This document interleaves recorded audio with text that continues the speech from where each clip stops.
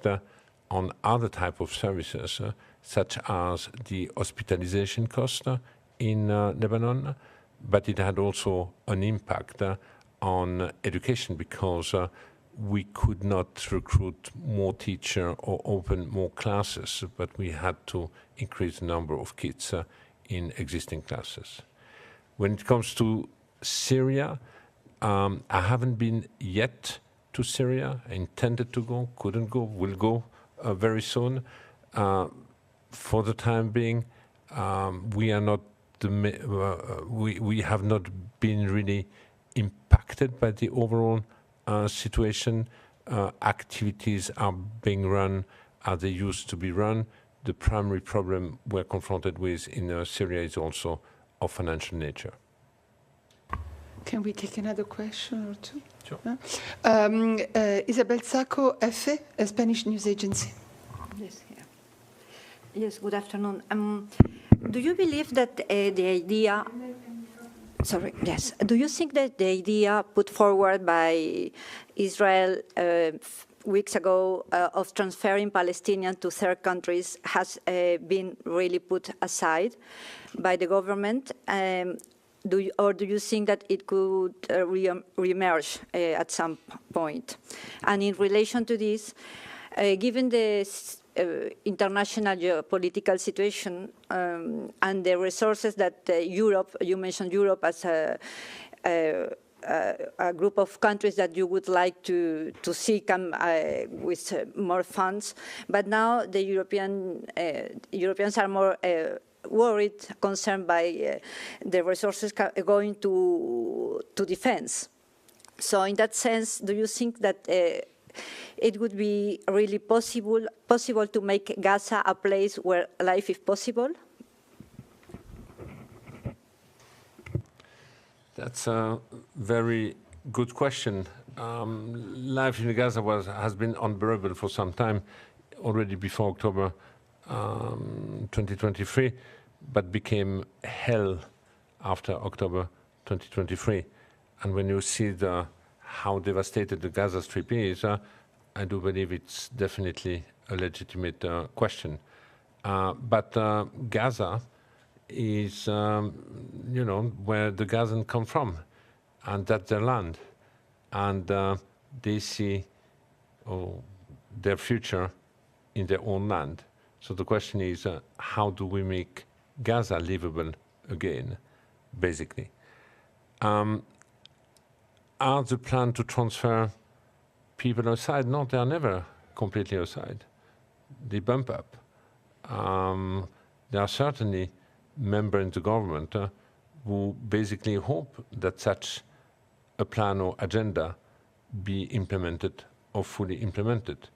But we all know what that would mean. Forced transfer. Forced transfer is cleansing, an ethnical cleansing of a population.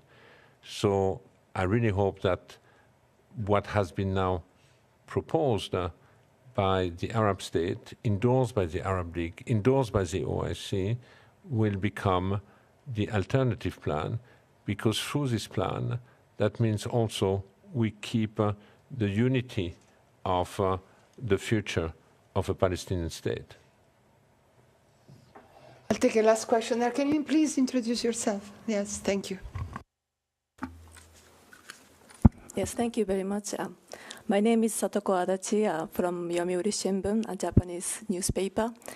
Could you give us your observation of how the Palestinian people are affected by the Israel is doing in the region, given the fact that there is a blockade of humanitarian aid in Gaza and intensified campaign aiming at the annexation of the West Bank, and then also there is a violation of the ceasefire in Lebanon, and then also de facto annexing a large part of southern Syria?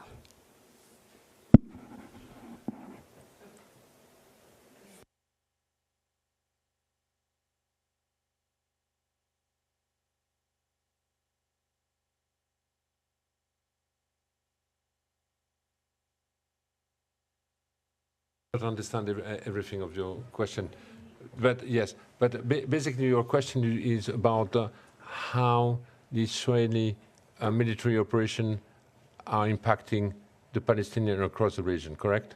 Yeah. You know, I described what's going on in the West Bank. We have seen one of the longest security operations taking place since the Second Intifada. We have seen the largest displacement of population since 1967. What's unfolding in the West Bank is unfortunately completely overshadowed by the situation in Gaza or elsewhere. But it's an extraordinary, worrisome situation. We have also, by any account, by the means being involved for this security operation, we have seen for the first time since the Second Intifada tanks reappearing in refugee camps, for example. And then I described about Gaza. When it comes to Lebanon, the Palestinian refugees have not been the most affected by the war, except that they suffer of their unique situation, their socio-economic situation, because they are not integrated in the economy in Lebanon. And the Palestinian refugees have basically no real alternative beside an agency like ours, and they are highly reliant. When it comes to Syria, the Palestinian refugees have not really been central in any of the development we have observed over the last few months. We have been more in the periphery, and that's the reason why our operation have basically continued almost uninterrupted. Philippe, thank you very, very much. Let's conclude here and give you a little bit of a rest after this very intense afternoon. I'd like to thank everyone for having followed this press conference, and above all, Commissioner General Lazzarini for coming and briefing the Geneva press. Please, Philippe, come back again anytime. We will be happy to have you here. Thank you very much to everyone, and have a nice evening. Thank you. Merci. Merci à toi.